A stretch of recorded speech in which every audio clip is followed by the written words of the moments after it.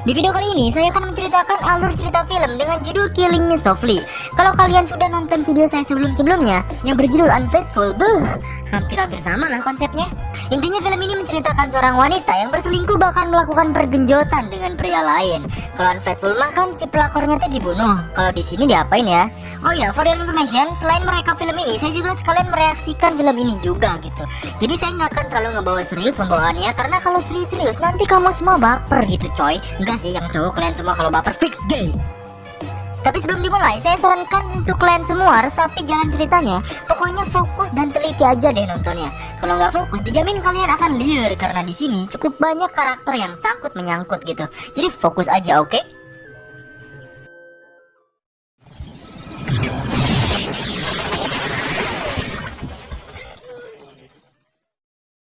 Di awal film ditampakkan beberapa orang yang sedang mendaki gunung bersalju, tapi entah kenapa, mungkin karena ada kesalahan, besi untuk menahan tubuh mereka pun copot dan para pendaki itu pun terjatuh dan digeledag. Scene pun berganti kepada sepasang kekasih yang belum menikah tapi sudah kawin. Mereka sibuk untuk pergi bekerja. Seekor prianya bernama Jake dan betinanya bernama Alice. Mereka pun pergi bekerja. Saat Alice berjalan sendirian dan memencet tombol menunggu di zebra cross, lengannya pun menyentuh lengan seorang pria yang hendak memencet tombol tersebut pula. Si Alice diam-diam melirik-lirik dan menatap pria itu yang makin lama makin menjauh. Setelah pulang bekerja, si Alice bertemu dengan pria ini lagi. Mereka pun saling tatap-tatapan dan tersenyum. Lalu Alice pun diajak naik mobil olehnya. Nih ya, entah kenapa orang-orang luar itu gampang banget anjing ngegaetnya cewek teh. Aing mah anak tetangga ge hese anjing. Di jalan mereka pun berkenalan, tetapi si cowok ini belum ngasih tahu namanya. Saat sampai rumah, Alice pun masuk dan persetan dengan dolar kuning. Pria ini pun langsung mendekap Alice dan menciumnya dan mereka pun langsung bergenjotan. Goblok banget si Alice, gimana kalau pasangannya tahu cowok bikin bulu kanjut berdiri bangke. Setelah nikmat, pria itu pun langsung nyuruh si Alice buat balik lagi besok. Si Alice nolak karena masih mikirin perasaan cowoknya di rumah. Keesokan harinya, saat ia berjalan, ia pun menemukan buku tentang si pria tadi. Ternyata pria tadi adalah seorang pendaki dan bernama Adam. Si Alice pun OTW ke rumah si Adam dengan keadaan sange. Ia pun sampai dan menemui Adam dan mereka pun bergenjotan kembali. Setelah selesai, Adam pun menceritakan perihal dirinya yang menyelamatkan teman-teman saat mendaki di gunung es. Si Alice pun cuma ngangguk-ngangguk aja. Lalu Alice pun hendak pulang dan memakai kancutnya, tapi si Adam tidak memperbolehkannya.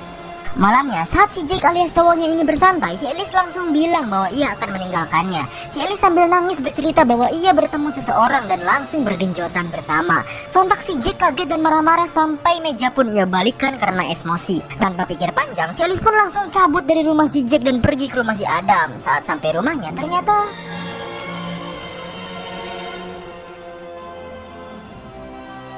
ada wanita yang membukakan pintunya dan ternyata ia adalah adik si Adam yang bernama Deborah. Alice pun masuk, mereka pun mengobrol perihal si Adam. Lalu Alice pun meminta alamat rumah aslinya si Adam. Ia pun langsung OTW ke rumahnya. Saat ia mengetuk pintunya, tak ada seorang pun yang membukakan pintu. Alice pun langsung menunggu di luar. Tiba-tiba si Adam datang dan langsung nyium dan menggerayangi si Alice. Ini anjir, Udin petot ini mah udara dingin pengennya.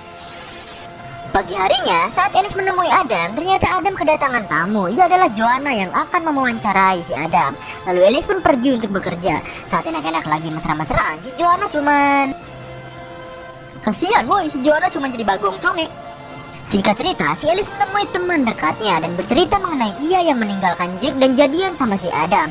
Temannya ini bilang bahwa si Alice benar-benar gak punya perasaan. Mereka pun langsung cabut.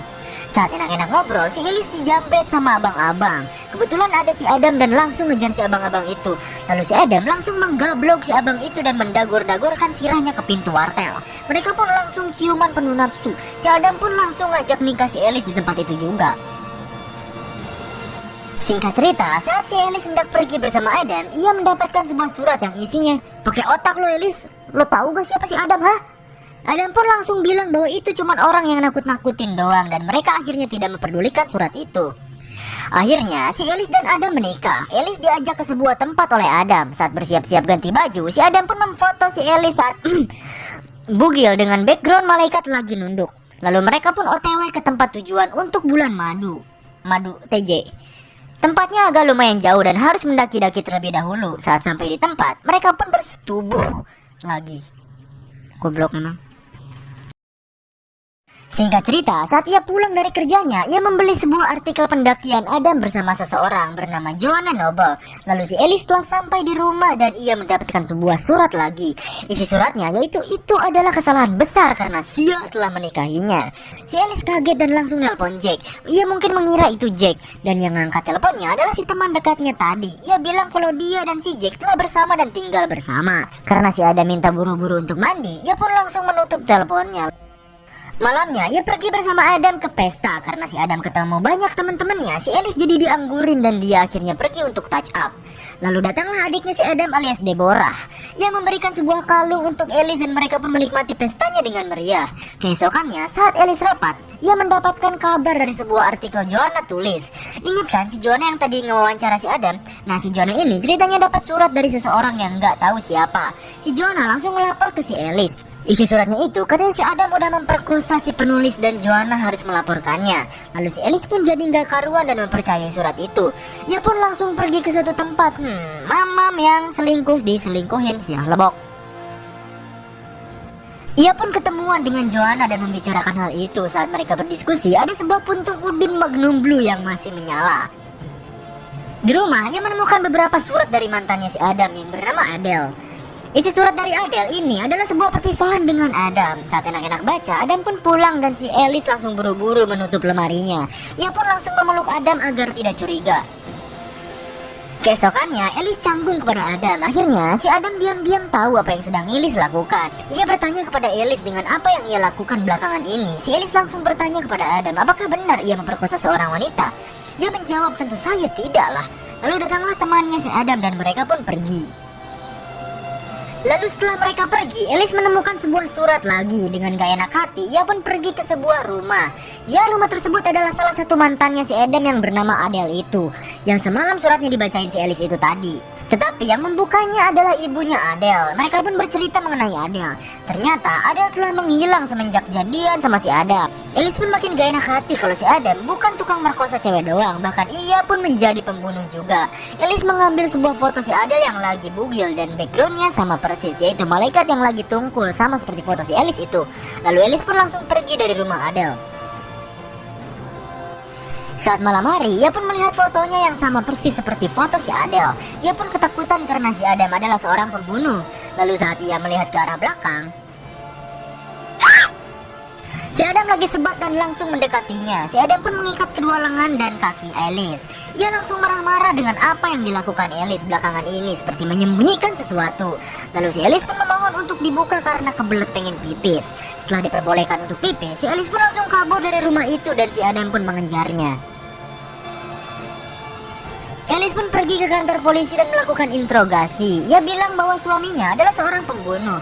Tapi karena dengan bukti yang sangat tidak kuat, polisi itu pun tidak memperdulikannya. Bahkan si polisi itu membuka tirai ruangan sebelahnya yang isinya adalah Adam, yang lagi melapor bahwa ia kehilangan istrinya.